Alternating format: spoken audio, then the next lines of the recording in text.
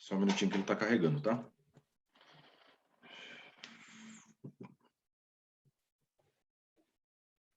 Podem começar.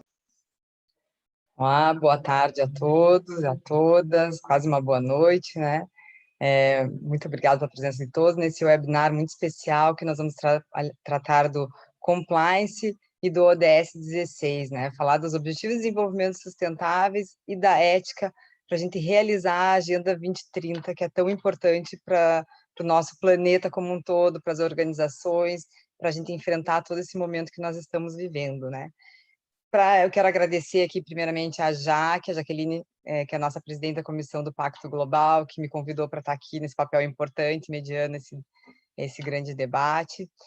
O nosso presidente da OAB Paraná, o Cássio Tales, que vem fortemente dando todo o apoio para nós trabalhar os ODS dentro da OAB, disseminando a cultura das políticas dos Objetivos de Desenvolvimento Sustentáveis entre os advogados. Nós temos um papel muito importante de vetor na sociedade, de levar as boas práticas.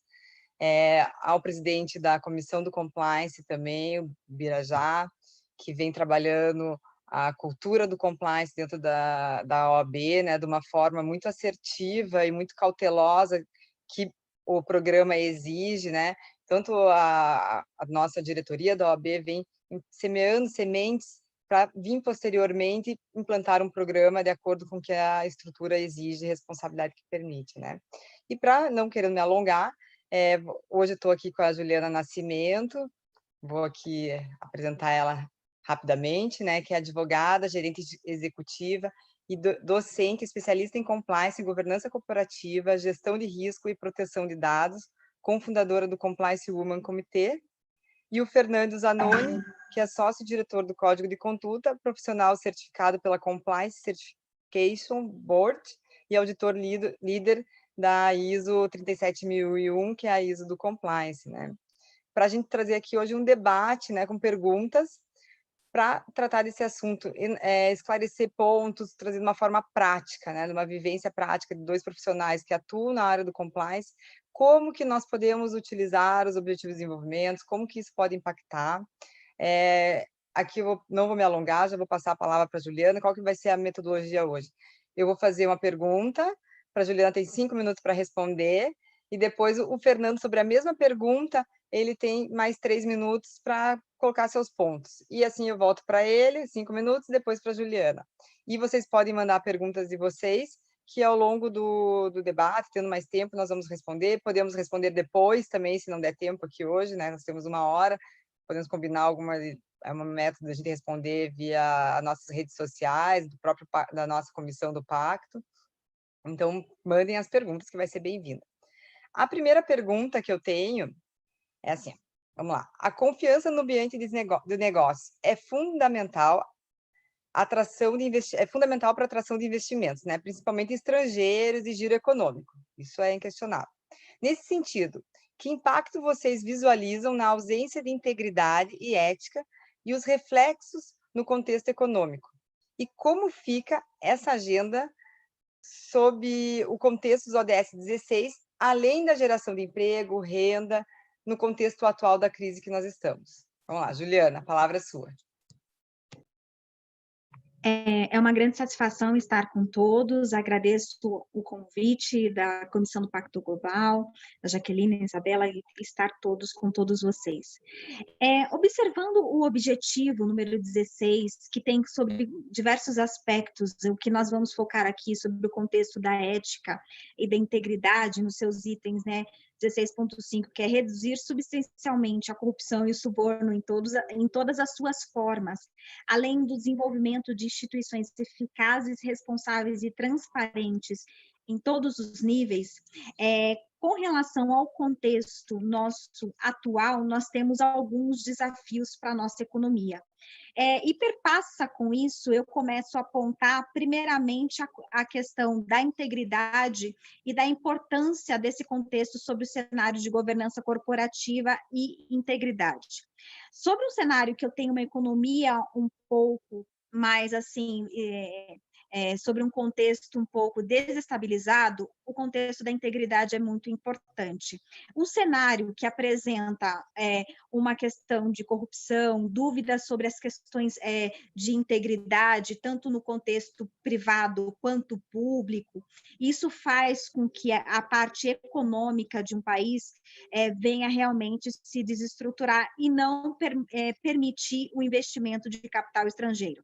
Nós já sabemos que a questão das bolsas caíram muito com a pandemia, já tinha ocorrido situações antes, né, do contexto de pandêmico brasileiro, principalmente, do que ocorreu em março, né, foi o ponto crucial de início de tudo isso, mas o contexto das questões que perpassam as notícias no país nos dias atuais, de ausência de fortalecimento no contexto político, econômico, acaba desestabilizando o país e o contexto também da integridade, da confiança desses investidores. E nós sabemos que os investidores observam a questão da ética, da integridade para investir num país e numa organização. Quando eu tenho esse tipo de ausência, e já com o contexto atual que que estamos com a questão econômica fragilizada por causa da pandemia e das empresas também, se eu já tenho um contexto de desemprego que nós já tínhamos muito grande, e agora os números dizem que podem passar de 20 milhões de desempregados no Brasil, lembrando que o número aproximado de habitantes brasileiros são de 200 milhões, então eu estou falando de 10% da população, isso é extremamente grave. O contexto de tudo isso vai impactar, além no ODS 16, que trata a respeito da ética e da integridade, vai impactar no ODS, por exemplo, 8, o trabalho decente do crescimento econômico, e principalmente no alcance desse objetivo em 2030 de emprego pleno produtivo para isso. Então, esse indicador, por exemplo, dentro do ODS 8, vai ser extremamente impactado, porque os impactos dessa pandemia e a questão econômica, além do contexto brasileiro que nós estamos vivendo sobre uma questão pública, de um contexto político, é também um ponto que traz um pouco de fragilidade para o país, principalmente para a retomada da economia, do trabalho decente e do crescimento econômico, impactando diretamente esse ODS. Um ponto também importante, que é uma grande pauta sobre uma outra perspectiva também, é a redução de desigualdades. Quando eu tenho um impacto econômico como eu tenho, infelizmente, uma diminuição de possibilidade de trabalho, eu tenho agora um contexto social importante que está acontecendo em todo o mundo, do contexto até da questão da não aceitação mais de qualquer tipo de discriminação, e na verdade não é agora, já faz muitos anos, mas é um contexto socialmente que agora se perpassa de questão de igualdade de gênero, né, empoderar as pessoas independentemente de gênero e raça. A questão da redução da desigualdade pode ser um impacto que pode acontecer, e a gente vai ter que se adequar principalmente a essa nova realidade, e a sociedade já está demonstrando que não aceita mais esse tipo de qualquer circunstância nisso, mas o impacto econômico também vai ter reflexo sobre esses contextos. Então, com isso, eu fecho essa parte desse impacto, né, da ausência de integridade, vai trazer também reflexos sobre outro, principalmente esses dois que eu trago, ODS, que é o 8, e também a questão da redução das desigualdades, né, com relação ao ODS número 10, que podem trazer reflexos com relação à questão da ausência de transparência e integridade e combate à corrupção mais efetiva. E aí eu perpasso também, só para finalizar, a questão que agora estão ocorrendo as operações referentes à ausência de licitações, né, em decorrência das compras emergenciais, e infelizmente a questão das análises agora mediante investigação do contexto que estão acontecendo alguns casos, algumas causas de fraude que estão sendo analisadas agora pelos órgãos competentes, né, da polícia, para tratar esses assuntos, o que tem impacto e reflexo internacional, o que reflete também na nossa economia. Bem colocado. E eu vi um caso recentemente de fraude no próprio Nubank, no programa emergencial. Olha a contradição do problema que nós estamos, a solução que o governo está criando para nos ajudar, as empresas estão fazendo fraude, cometendo fraude. Então, a falta de consciência coletiva, né, também é muito importante a gente desenvolver para coibir também o coletivo, e isso a agenda vem trabalhar muito, né, os ODS, a visão do coletivo. E eu não vou me alongar, vou passar para o Fernando a palavra. Bom, primeiramente, obrigado aí pelo convite, Isabela. Eu queria agradecer não só você, mas todos os membros da comissão, a doutora Jaqueline Lobo, né? Parabenizar pelo trabalho que vem sendo realizado, tenho acompanhado os eventos de vocês, os materiais que vocês têm produzido e são sempre de alto nível, né? Então, para mim é uma honra poder contribuir aí com o trabalho de vocês, ainda mais junto com a doutora Juliana, que é uma autoridade em qualquer tema relacionado à compliance, além de ter sido minha professora no meu curso de certificação aí em compliance, né? Do ponto de vista do que você comentou de confiança no ambiente de negócios, né, eu acho bem interessante a gente tratar sobre esse tema, porque uma das pesquisas mais interessantes anuais que são publicadas, na minha opinião, é uma que é promovida pela Edelman, ela já está no seu 20º ano, e ela se chama Barômetro da Confiança. E essa pesquisa, que foi divulgada em abril agora de 2020, ela revelou que nós, brasileiros, passamos de desconfiados para neutros, no que a metodologia deles identifica como um índice de confiança, que seria a porcentagem média de confiança em ONGs, empresas, governo e mídia, que são as 4 instituições que eles avaliam esse índice de confiança, né? Em 2019, nós somávamos 46 pontos, então por isso nós éramos considerados desconfiados, e hoje a gente soma 51 pontos, estamos num aspecto neutro ali desse índice, né? Mas o que chama atenção na pesquisa desse ano é que a confiança nas empresas aumentou e tem aumentado nos últimos anos, ela aumentou 6% percentuais em relação a 2019, a pesquisa anterior, e no governo ela também aumentou em 9 pontos, ainda que o governo a gente só some 37 pontos de confiança nesse índice, né? A pesquisa ela foi realizada em outubro e novembro do ano de 2019, então acho que a gente pode concordar que possivelmente os números de confiança, em especial ao governo, devem ter diminuído de lá para cá, diante de alguns últimos acontecimentos que a gente tem presenciado, né, que, na minha opinião, acabaram gerando mais insegurança jurídica a esse ambiente institucional nosso, que naturalmente sempre foi um pouco conturbado, né? E aí, para que fique claro que não se trata de uma análise política, mas jurídica, a gente pega como exemplo todas essas incertezas sobre a Lei Geral de Proteção de Dados, por exemplo. Mas, voltando à pergunta, o que é importante nós tirarmos desse tipo de pesquisa sobre confiança é que cada vez está mais claro, para quem acompanha o barômetro, que as pessoas confiam nas empresas como agentes transformadores do ambiente institucional. E, como bem aponta o próprio relatório, a confiança se constrói com competência e ética. Só que essa mesma pesquisa ela aponta que nenhuma das instituições analisadas, as ONGs, as empresas, a mídia ou o governo, são vistas como competentes e éticas ao mesmo tempo. Então, isso demonstra que cabe agora as empresas reavaliarem a maneira como elas se apresentam ao mercado, como agem dentro desse mercado e como tratam os seus colaboradores, terceiros, parceiros de negócio e os próprios clientes, né?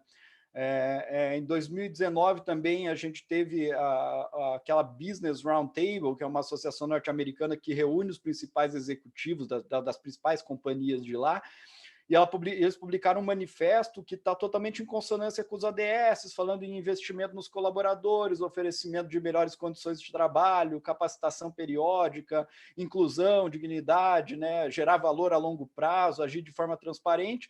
Mas a gente sabe que é muito mais fácil para as empresas firmarem compromissos dessa natureza em cenários de paz, como era em 2019, né?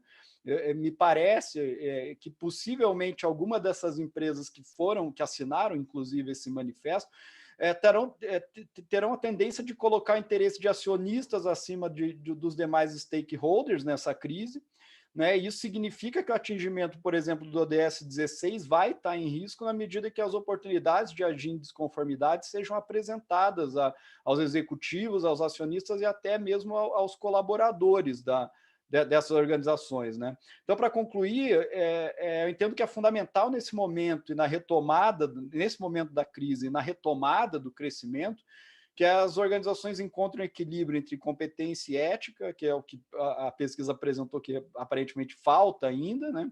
E que efetivamente entendam o seu papel para atingimento não só do ODS 16, como bem apontou a doutora Juliana, mas também dos demais. E eu acho que o mais interessante dos ODS é colocar as organizações da iniciativa privada e nós mesmos, pessoas físicas, como os verdadeiros agentes de transformação desse ambiente de negócios, né?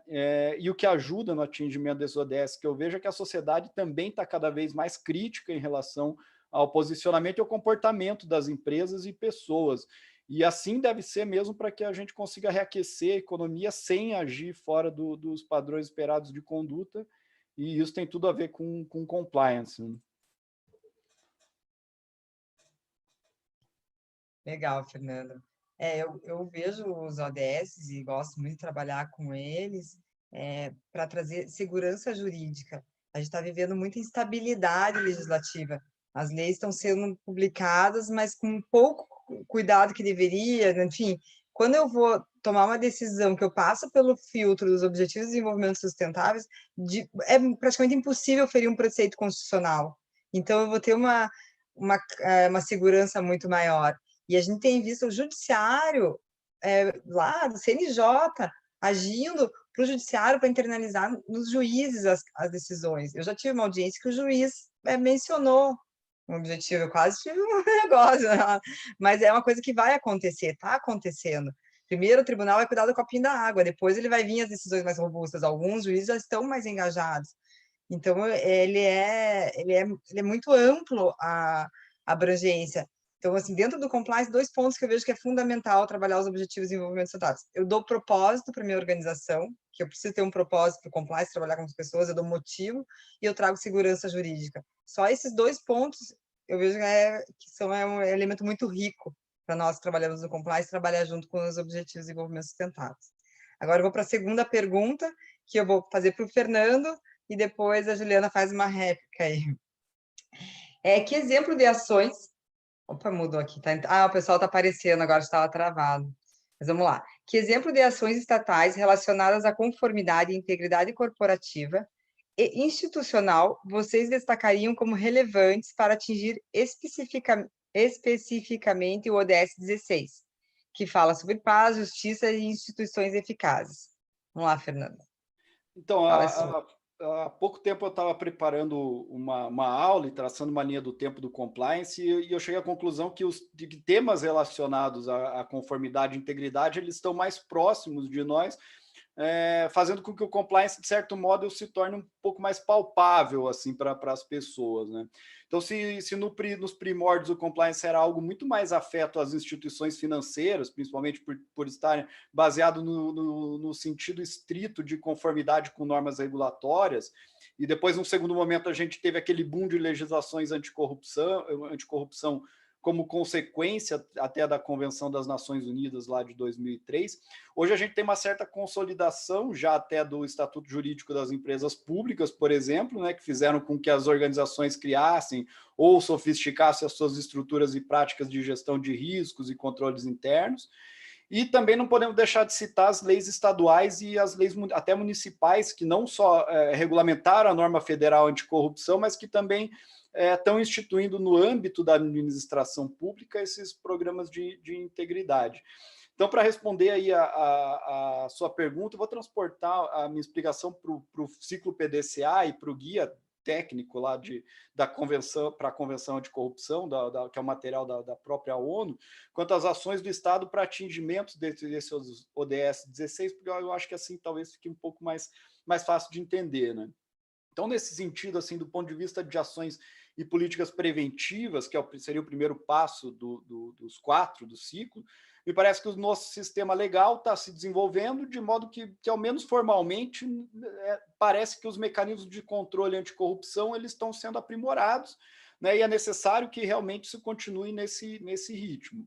E ainda falando das ações preventivas, aí tecendo até uma crítica, eu entendo que poderiam existir mais iniciativas de conscientização da sociedade em geral, das pessoas em geral mesmo, sobre o impacto e as ameaças da corrupção para o desenvolvimento sustentável, né? Fortalecendo a comunicação para com os indivíduos aí de uma forma um pouco mais empática sobre os efeitos mesmo da corrupção, né? E sobre o segundo aspecto aí do ciclo PDCA, já no fazer, e a Juliana tocou num assunto bem interessante lá na primeira resposta dela, é interessante que a administração efetivamente coloque em prática esses mecanismos de controle para estabelecer os sistemas de aquisições de produtos e serviços, né, baseado na transparência, na justa concorrência e na tomada de decisão eficaz, né, tanto no que diz respeito às licitações em si, quanto à gestão dos contratos administrativos, né? Eu digo que eu não sou mais um estudioso contumaz do direito administrativo, eu já me considero muito mais um profissional de compliance do que um advogado propriamente dito, né? Mas nós temos normas muito bem concebidas, né? E ainda assim, né, como a Juliana bem colocou, desvios de condutas e fraudes em licitações em contratos, elas continuam acontecendo. Então, no segundo aspecto, também é necessário aprimorar os mecanismos de controle do orçamento público, né, dando mais transparência ainda aos gastos e principalmente justificando esses gastos de acordo com o interesse público.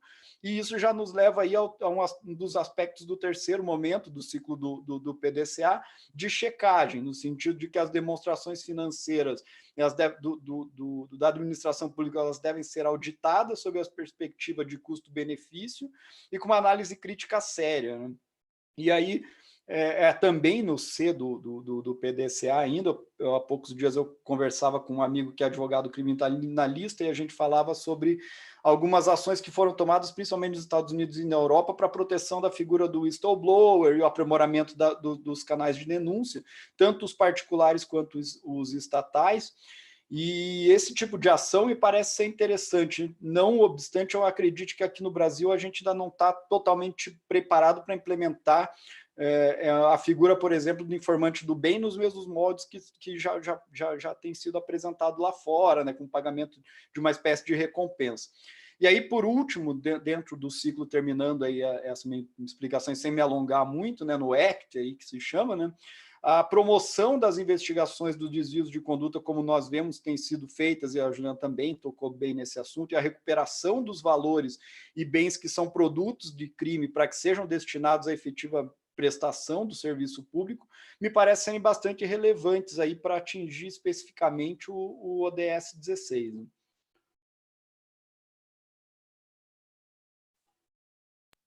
Perfeito, Fernando. Concordo com tudo. E passo a palavra para a Juliana. Não, perfeito. Eu concordo com muitos pontos que o Fernando trouxe e eu queria contribuir com mais alguns. Eu acho que nós estamos avançando com relação a muitos pontos, mas ainda precisamos aprimorar. No que tange ao contexto regulatório, eu acho que o Brasil já está avançando bastante, até sobre o contexto de lei anticorrupção, outras normativas, agências reguladoras trazendo a questão do compliance, da integridade, como algo que tem que ser implementado agora sobre o contexto regulatório, como a Agência Nacional de Saúde Suplementar das operadoras de planos de saúde. Eu tenho uma forte atuação junto da CVM, com questões que, inclusive, com instruções recentes, que foi uma instrução 617 de dezembro, agora com vigência em julho, com relação à prevenção da lavagem de dinheiro, ainda de uma forma, e o compliance ainda de uma forma muito mais contundente, e além das regras da própria Bolsa de Valores, das regras da Comissão de Valores Mobiliários, para esse contexto, para as empresas ali listadas. A governança é importante, a questão da integridade, eu acho que o contexto, o arcabouço regulatório brasileiro, com isso, eu acho que está avançando bastante, claro, que sobre o contexto até que ele pontuou ali de Lei Geral de Proteção de Dados, com prorrogações que ocorreram e organizações que não estavam ainda se adequando, outras sim, ainda é um contexto que nós precisamos ainda melhorar, sobre o contexto em geral, mas nesses aspectos de arcabouço regulatório, eu entendo que o Brasil possui legislação para abarcar tudo isso. Algumas iniciativas que eu acompanhei, por exemplo, do Ministério da Justiça no começo desse ano, apresentando um canal de denúncia, principalmente para as organizações com relação a crimes, e um canal de denúncia até junto com a Câmara de Comércio Internacional, trabalhando esse contexto de denúncia de corrupção e qualquer outra questão de crimes cibernéticos, ou seja, um canal específico para receber isso dentro do Ministério da Justiça. Eu vejo agora algumas ações com relação a tentativas e auxílios, né, da Controladoria Geral da União, indicando ações do governo federal com relação às orientações com uma cartilha para esse momento de integridade nas relações públicas e privadas durante a pandemia. Eles fizeram uma cartilha nesse sentido, essa cartilha tem que ser observada, mas esses órgãos, né, estão tentando trabalhar num contexto de fiscalizar tudo isso, e não só esses órgãos, eu entendo que nós, como sociedade, também temos esse contexto de trazer todas essas medidas a serem implementadas. E eu acho que só sobre esse contexto de quais as medidas para o alcance dessa agenda, um aprimoramento que eu entendo que necessita realmente são os canais de transparência e as páginas de transparência de todo esse país sobre o aspecto dos municípios, sobre o aspecto de governo, algumas páginas de transparência que para nós é importante, até para a questão de controle, que, por exemplo, trabalhos como o Observatório Social do Brasil fazem hoje com relação aos gastos públicos, eu acho que poderia ser um pouco mais fácil a interpretação dos números ali nos portais de transparência de todo o Brasil, por uma questão de integridade com o cidadão, para que ele possa entrar ali e entender realmente quanto é um gasto público de uma forma muito mais simplificada. Se eu tenho um portal de transparência para acesso à própria sociedade com relação a isso, eu acho que ele tem que ter uma facilidade também da sua interpretação. Então, assim, sobre esse contexto, acho que seria isso, no contexto, só para fechar, de uma agenda privada, eu acredito que nós estamos avançando, e sobre o contexto avançando cada dia mais, porque as pessoas estão entendendo que o compliance é importante, mas nós também tivemos, com o contexto atual da pandemia, uma redução até por questão da questão financeira das próprias organizações, uma diminuição de investimentos, em grande parte delas, no contexto de ética e de integridade nas organizações, de contratação de profissionais e do encaminhamento que a área estava tendo, e isso são números que estão sendo apresentados em pesquisas agora realizadas, e que isso vai estar constatando, porque eu não vou investir isso agora, sendo que a empresa não tem estrutura financeira para este momento, e toda a adequação que necessita. Eu acho que eu queria ficar até aí com relação a essa parte.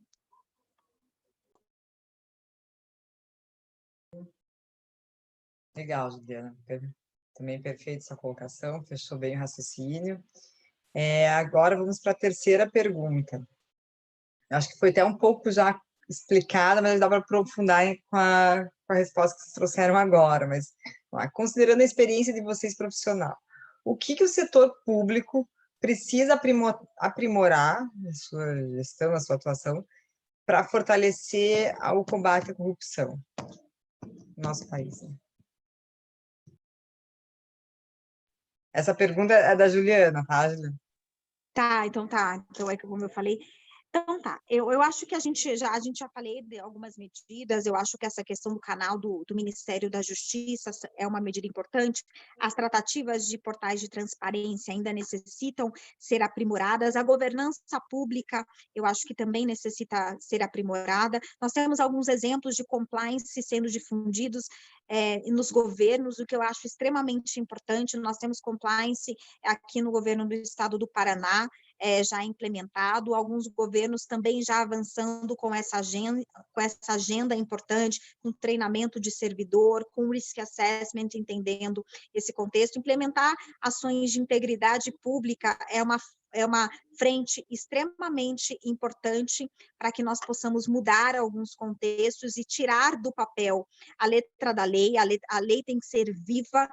Nós falamos tanto de uma Constituição viva. Eu entendo que a legislação que hoje já se tem de leis anticorrupção, praticamente em todos os estados, a lei anticorrupção brasileira e todo esse contexto de integridade ser vivo dentro do contexto público, e um dos pontos é trazer à tona a vigência efetivamente de algumas normativas importantes, de conflito de interesses, de nepotismo, e entre outras que já estão ali, já existem, mas a letra da lei não pode ser uma letra morta, ela tem que ser viva e tem que ser eficaz, e para isso eu entendo que a cada dia mais eu creio que nós estamos avançando, é uma fala do que eu tenho, mas eu acho que nós podemos avançar um pouco mais, porque reputação, credibilidade, integridade traz uma boa imagem, não só para empresas privadas, mas também para um contexto das questões da relação pública e do que nós estamos vendo no contexto do cenário internacional.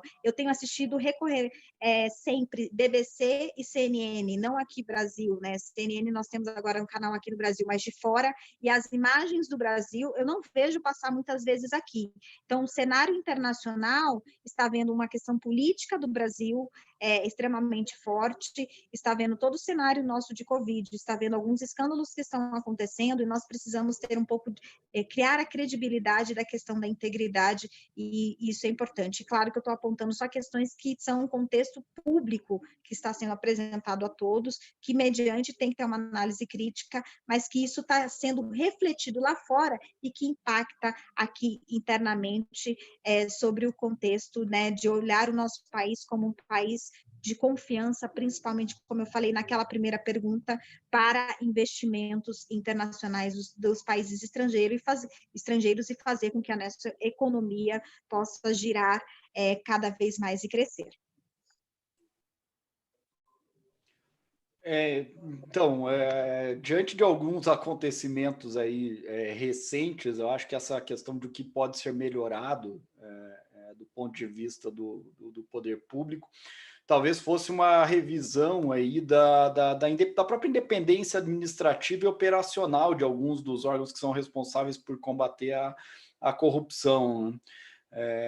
Na minha opinião, isso é um ponto que ainda precisa ser aprimorado aí no combate à corrupção, sob o ponto de vista da administração pública, né? E como bem a Juliana colocou, né, quando você fala em autonomia, consequentemente está falando em relação à estrutura de governança da administração pública, né? Então não é algo fácil de ser implementado, mas que poderia ser debatido talvez com um pouco mais de seriedade, né? Então, fazendo até menção ao próprio guia técnico, de novo, para a Convenção Anticorrupção, material da ONU, né? Talvez fosse o caso de revisitar as regras e os procedimentos que regem nomeação, a posse, a própria destituição de diretores e profissionais de cargos sêniores desses órgãos, né? O orçamento que é destinado a esses órgãos para que eles possam cumprir a sua função a contento, e principalmente as questões relacionadas à confidencialidade e integridade dos processos que são conduzidos nas atividades anticorrupção, sem deixar de lado, obviamente, a transparência quanto à publicação de relatórios e resultados que demonstrem a efetividade do trabalho realizado e o cumprimento do seu papel no combate aos desvios de conduta, e a manutenção desse ambiente institucional ético, né? Mas também seria interessante, talvez, para a administração pública revisar o próprio sistema de contratação dos seus profissionais, né? Pelo menos no meu entendimento, muitos dos concursos públicos, tais como são postos hoje, eles não avaliam de maneira efetiva o comportamento e consequentemente, a integridade daqueles que vão atuar na administração pública, né?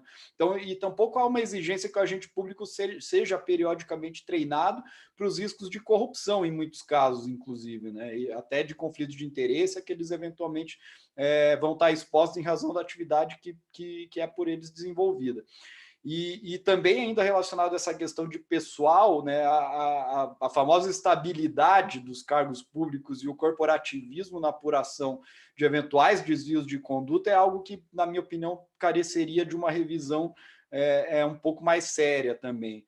E esses últimos aspectos, principalmente, né, que tem muito a ver com o que eu mencionei lá no começo da nossa conversa, sobre a confiança da sociedade em geral para com a administração pública, né? Então, certamente, eu acredito que o seu aperfeiçoamento ele poderia ajudar a melhorar a própria reputação do Estado.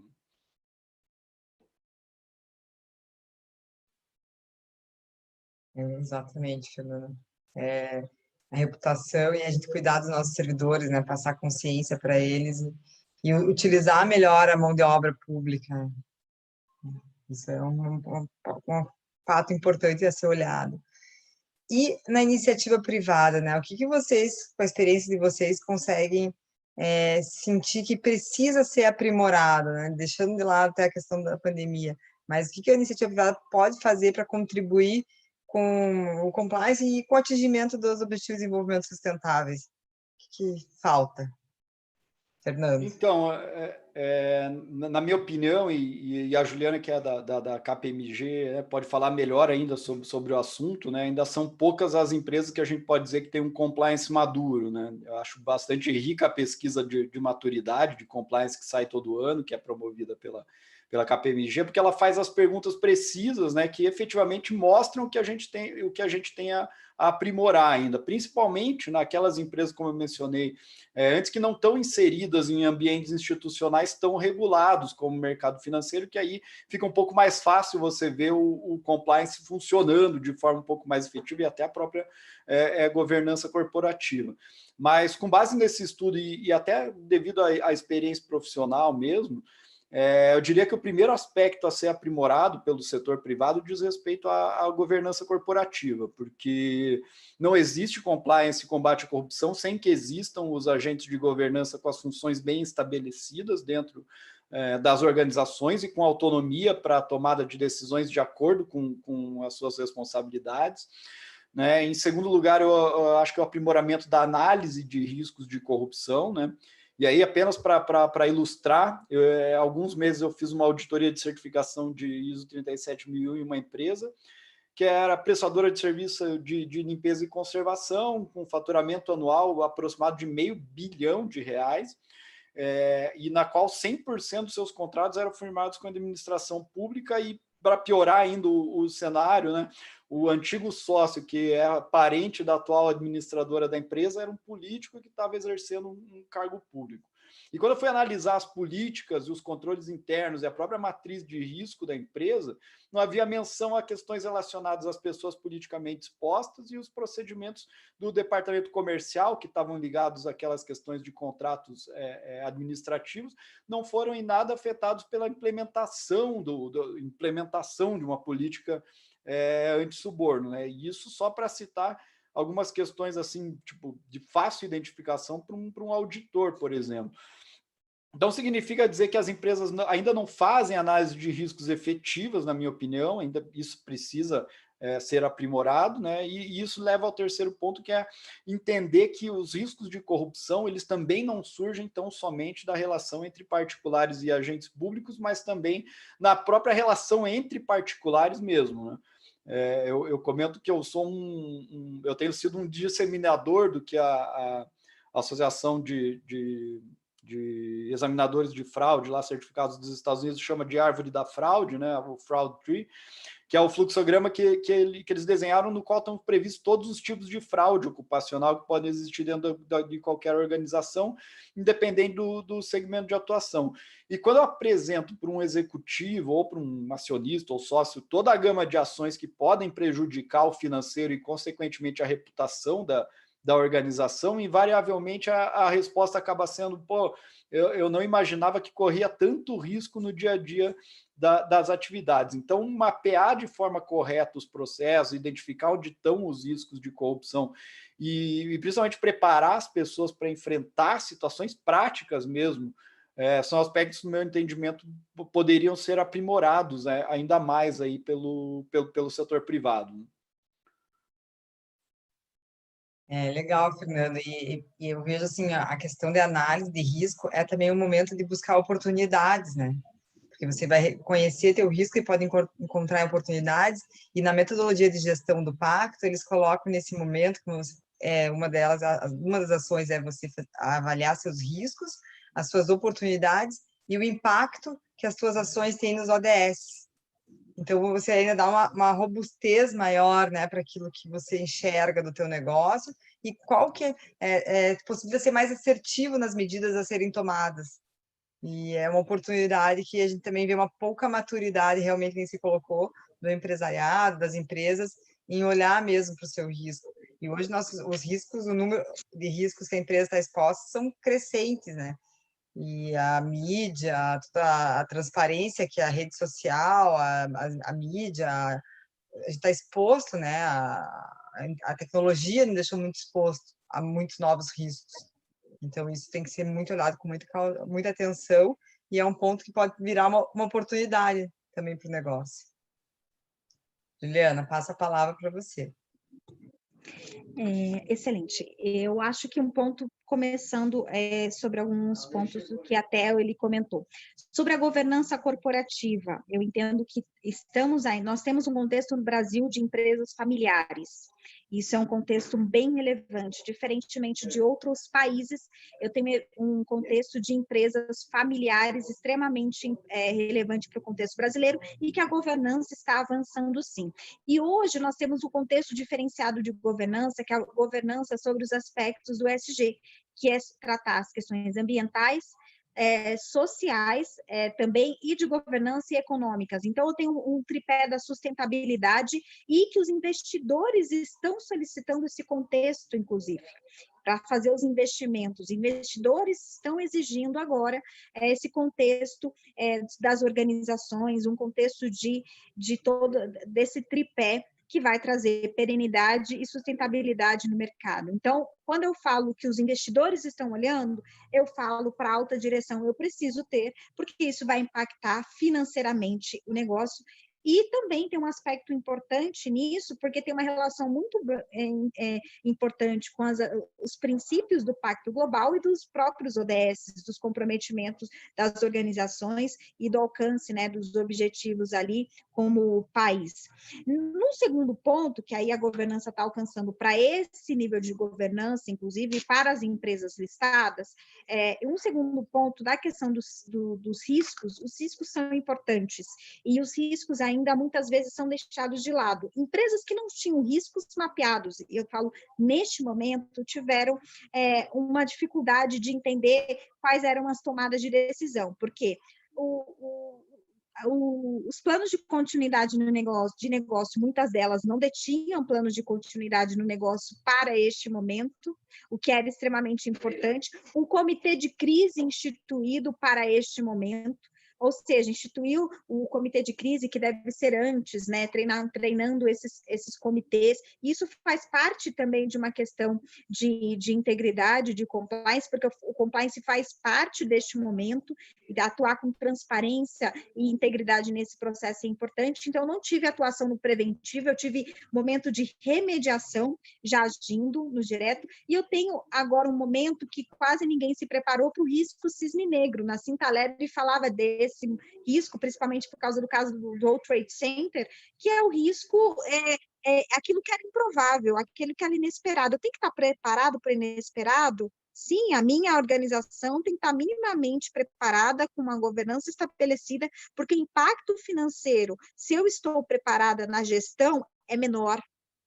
Agora, eu consigo me organizar para este momento, mas eu tenho que ter investimentos antes? Sim, quem investiu antes está conseguindo colher melhor este momento, tratando a situação de uma forma mais pontual, mais assertiva e trazendo um resultado no negócio, pensando daqui para frente, conseguindo refletir lá na frente como ele vai dar a continuidade do seu negócio. E nós estamos vivendo um terceiro ponto, que eu posso ter uma área de compliance e integridade que tem as suas normas que devem ser cumpridas, mas eu tenho um contexto organizacional que está mudando e a área de compliance vai ter que se adequar a algumas regras novas de integridade, até sobre o contexto de trabalho em home office, sobre o contexto público e privado. Nunca foi para o contexto público, eu falo só algumas frentes federais que já estavam com essa demanda de home office.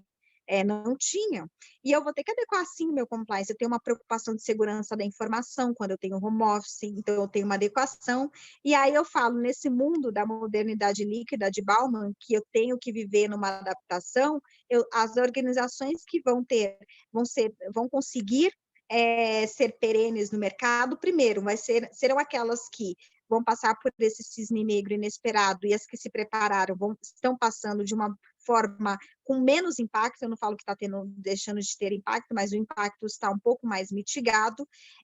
Segundo, eu tenho organizações que estão conseguindo, vão ter que se adaptar a essa nova realidade, e isso impacta também na forma de trabalho, e vai impactar como as regras de compliance e integridade vão ser feitas a partir de então. E o quanto esse tema vai ser importante nesse contexto, porque além de tudo isso, eu tenho um contexto importante, né, que as organizações tiveram que olhar para este momento, porque quando eu falo em compliance e integridade, eu tenho que olhar não só nos colaboradores que estão, por exemplo, em home office, eu tenho que olhar aquelas pessoas que estão na linha de frente dos trabalhos essenciais.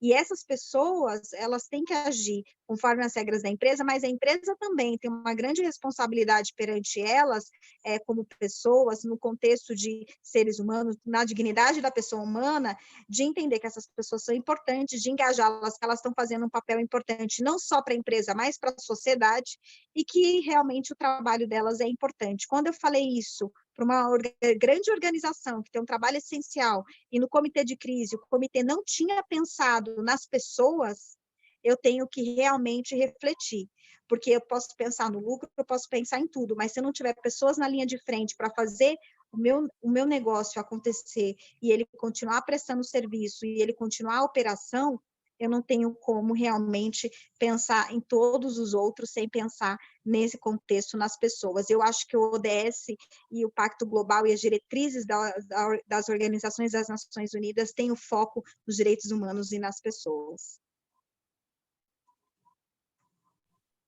Legal, Juliana, é bem isso. Quando você tem o programa de compliance com os ODS, você traz uma gestão mais humana, e você traz as pessoas, como você bem colocou, ajuda a girar com mais segurança. A gente precisa das pessoas, né? Tanto para inovar como para resolver problemas. As organizações precisam, então as pessoas têm que ser a linha de frente, né? O número um, não só a questão do recurso, lógico que é importante o recurso também, mas quando a gente fala de sustentabilidade, estamos falando dos 3 tripés, né? Não estamos falando só do ambiental, é econômico, social e o ambiental. E a crise que a gente está vivendo é uma crise dos 3 pilares, né? A gente pode ver, é uma origem ambiental, uma desordem ambiental que gerou crise econômica e crise social. Então, essa crise, eu vejo uma oportunidade de abrir os olhos, um novo olhar para reconhecer a importância de estarmos todos conectados, né? A pessoa, o econômico e o ambiente, para conseguir avançar no mercado. Vou fazer a última pergunta que eu tenho aqui, mas eu já recebi mais perguntas do chat. Então, aqui a última pergunta que eu fiz para vocês seria, né? Muitas pessoas ainda não conseguem visualizar a relação concreta entre os programas de compliance e os objetivos de desenvolvimento sustentáveis, né?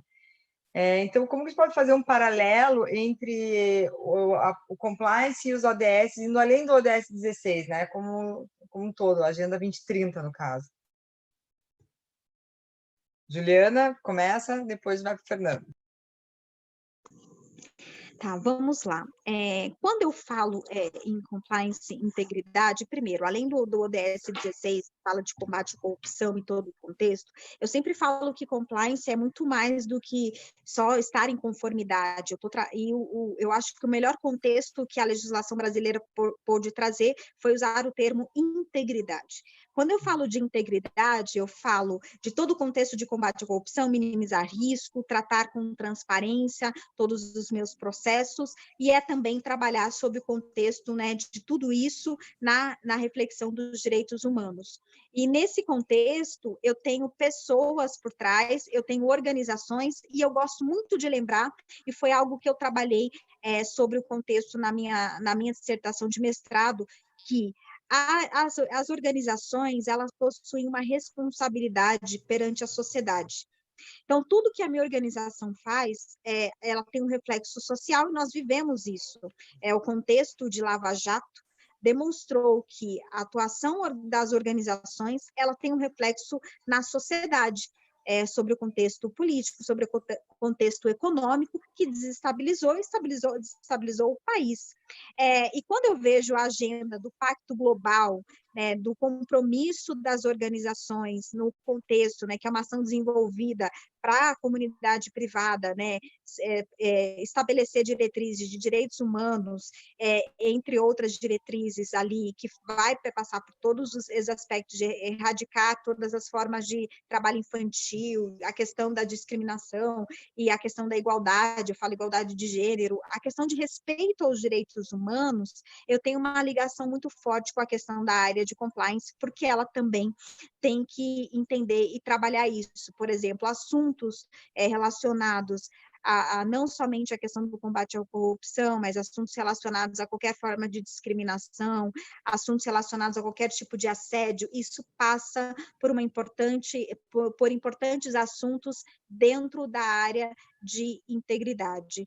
Então, ele é muito mais do que somente isso. Eu falo de trabalhar com inteireza, com aquilo que tudo que na organização é extremamente importante, dentre eles observar as questões de direitos humanos e observar também a função social da empresa. A empresa possui uma função social e por mais que a lei anticorrupção, sobre um contexto, não seria obrigatório implementar um programa, com exceção dos órgãos reguladores que estão exigindo e de algumas vertentes de mercado, porque grandes organizações, muitas delas não querem mais ter relação com empresas que não possuem programas de integridade, empresas listadas, mas vamos dizer assim que uma empresa não teria, mas eu entendo que o compliance como um instrumento da função social da empresa, um instrumento para você promover uma sociedade muito melhor, muito mais inclusive, com uma responsabilidade daquela organização com relação à transparência e à integridade. Legal. Ai, agora que fica ligado o microfone.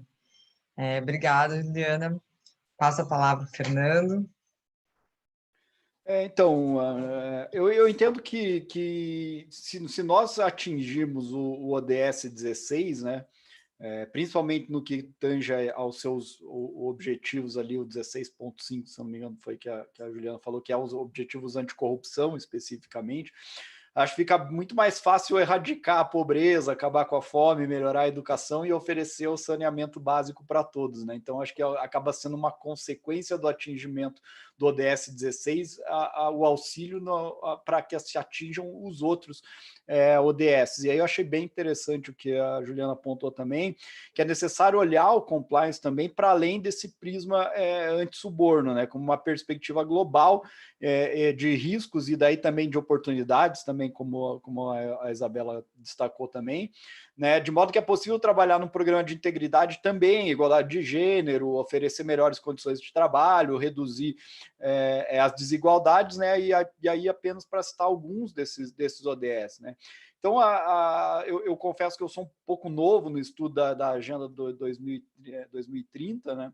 Mas das poucas conversas que eu tive com a própria Isabela, né, para mim que trabalho com implantação de programa de compliance e audito programas com base no framework proposto pela ISO, né, da estrutura de alto nível, aqueles pontos padrão do ciclo PDCA, quando eu analisei a forma como a ONU propõe o tratamento das ODS, né, através do que eles chamam lá de SDG Compass, né, que são as diretrizes para a implementação dos ODS na estratégia de negócio, para mim ficou bem clara a relação aí, até com o próprio ciclo PDCA, e isso fica claro quando você analisa esse SDG Compass, né, do ponto de vista de como eles ilustraram ele mesmo, que remete também a um círculo, né, só que aí com os 5 pontos, né, do entendimento do ODS, que tem uma relação com os pontos da norma também, no sentido de entender bem o contexto da organização, aonde que essa organização está inserida, em que ambiente institucional e ambiente regulatório que ela está inserida, quem são as partes interessadas do seu programa de compliance, né? E aí remeto de novo novamente também todas aquelas possibilidades de corrupção entre entes privados também, né? O ponto 2 daí que eles tratam lá nesse SDG Compass, que são as relações de definição de prioridades para o programa. Eu acho que tem tudo a ver com governança corporativa também, com o planejamento do programa, com ter uma função compliance bem estruturada e com autonomia dentro da organização, né? Deixar bem claro a responsabilidade de todos com o programa de compliance. Acho que isso é uma grande dificuldade também que as empresas ainda têm, né? Implementar as 3 linhas de defesa, criar as suas normas de conduta. E aí ainda na questão da planificação, esse compasso lá do SDG prevê estabelecimento de metas, né? Acho que tem tudo a ver, avaliar o desempenho do programa, integrar realmente o programa com o dia a dia da empresa, né? Fazer com que as políticas e os controles realmente funcionem dentro da cultura organizacional, dentro da realidade operacional das empresas, né? Criar os controles internos, tanto financeiros quanto não financeiros, né? Procedimentos de due diligence, e aí a gente vai ao conhecimento do cliente, né? O know your client, know your supplier, know your partner, né? Mas eu acho bem interessante você tratar do conhecimento do próprio processo, né? Eu falo em know your process e know your employee também. E aí o ponto final do que se trata esse compasso lá da proposta de implementação dos ODS, fala de comunicação, de treinamento, né, de ter os canais de denúncia, de comunicar o próprio desempenho do ODS para o público externo da organização. Então, eu vejo que tem uma relação bem próxima, bem intrínseca aí entre o cumprimento dos ODS e o programa de integridade, principalmente quando você vê o programa de integridade num aspecto maior do que estão somente do ponto de vista de anticorrupção. Acho que todos os ODS estão bem ligados aí. Exatamente. Eu vejo como o compliance é uma metodologia de gestão avançada, né, que vem resguardar a empresa como um todo, não é só combater a corrupção, né, ela trabalha toda a organização. E, consequentemente, ele trabalha a sustentabilidade do negócio. E quando eu coloco ele junto com o compliance, eu trago o viés humano que a Juliana colocou, né? Então, eu trago uma gestão mais humana. E hoje até eu fiz uma live com uma coach, e ela falou, né, do perfil do líder para o momento atual. Como que é essa liderança a gente precisa? Ela precisa ter adaptabilidade, integridade e humanização. São 3 pontos que hoje nós precisamos nas pessoas. E aqui a gente fala, parece, falando em compliance, muitas pessoas me questionam, é para grandes empresas. Eu gosto muito de desmistificar isso, porque as políticas de compliance, as práticas, é uma gestão avançada que você pode, na pequena empresa, implementar. Você não precisa implementar todo o programa como todo. Dentro da tua organização, você pode ir refinando.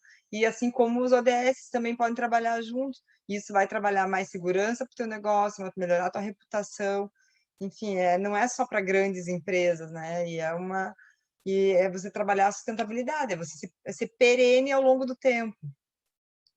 Eu tenho uma última pergunta que eu vou fazer para o Fernando, depois a Juliana, que vem pelo chat. A adesão das empresas ao Pacto Global e a outras certificações, na prática, aumenta a credibilidade? Vocês acreditam realmente nisso? Então, eu acho que aumenta a credibilidade na medida da credibilidade dessas certificações e das pessoas que estão fazendo essas certificações, né? Eu acho que essas iniciativas, selo Proética, e agora a gente vê que tem cada vez mais iniciativas segmentadas, né? A gente tem a Ética Saúde, com um selo próprio para distribuidores e fabricantes de produtos de dispositivos médicos. Eu acho que vale bastante, sim, ela é válida, ela dá mais credibilidade, sim, às organizações, e o ODS, sem sombra de dúvidas, né?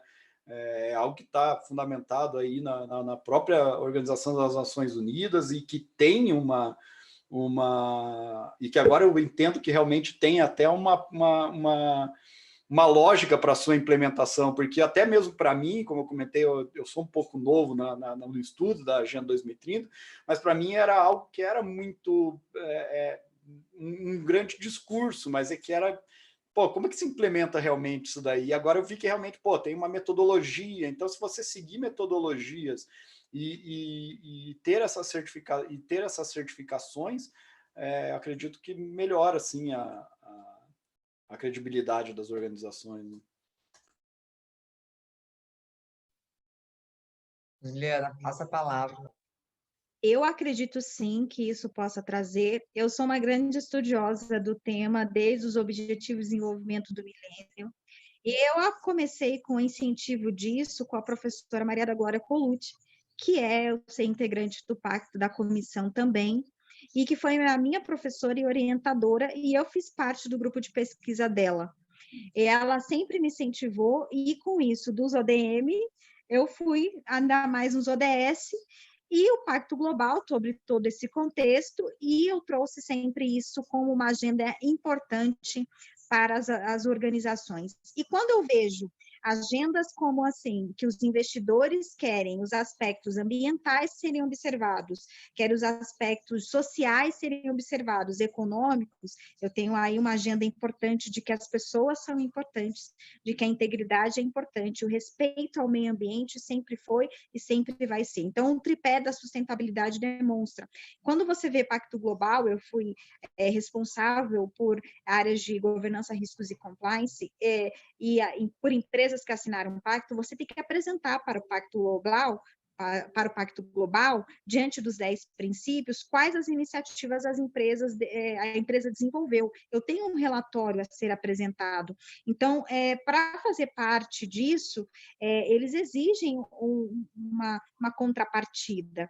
E com isso acaba trazendo credibilidade com relação a ter esses selos e implementar essas iniciativas, sim, nas organizações, além dos grupos de estudos que eles desenvolvem e tudo isso, né? Eu acompanhei junto, né, com a doutora Jaqueline e vocês todos da comissão, ali no começo da comissão, quando eu estava em Curitiba, e a OAB do Paraná foi referência implementando isso dentro de um órgão de classe, né, e principalmente dentro da questão da advocacia, e isso realmente faz diferença, e você tem que evidenciar quais as ações estão sendo realizadas, não é somente assinar um documento. Então, eu entendo que isso traz, sim, credibilidade e uma boa reputação por parte das organizações, sendo algo extremamente importante, que eu sempre recomendo, quando eu estou como responsável, que a alta direção venha assinar esses documentos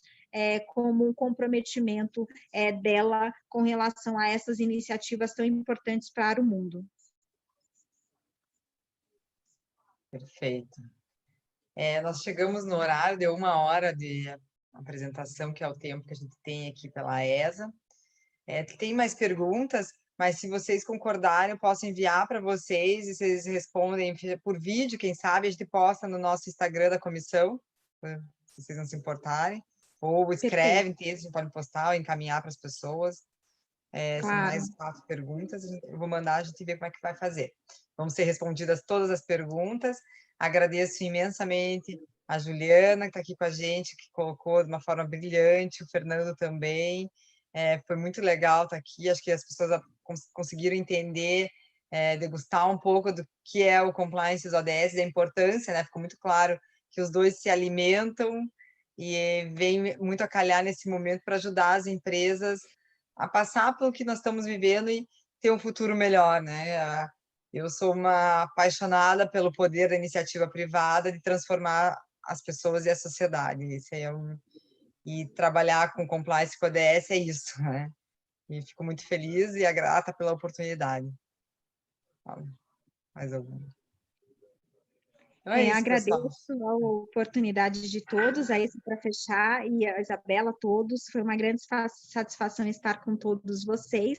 Eu fico à disposição, se o Fernando também quiser fechar, fica à disposição também. E eu também me coloco à disposição, quem quiser tratar do assunto nas minhas redes sociais, no Instagram, no LinkedIn, me mandar uma mensagem, eu fico à disposição para que auxiliá-los em qualquer questão também. além das perguntas que foram colocadas aqui. Foi uma grande satisfação estar com todos e espero ter contribuído com todos vocês. Boa noite. Com certeza. Fernando? Eu agradeço também a oportunidade, reitero que foi uma honra, né, poder participar aí do debate, principalmente com a Julianos, né? Eu acho ela uma profissional fantástica, certamente uma das melhores profissionais do Brasil em compliance. Concordo. Né? E parabenizar o trabalho da comissão novamente, né? Eu acho muito interessante todas essas lives, todas essas iniciativas que vocês têm tomado e como você bem destacou, Isabela, acho que todos nós somos agentes de transformação, né? E a ODS, acho que todos os ODS vieram para deixar mais claro isso para nós, né? Com certeza. Então é isso, pessoal. Uma boa noite. Obrigada pela participação de todos e até a próxima.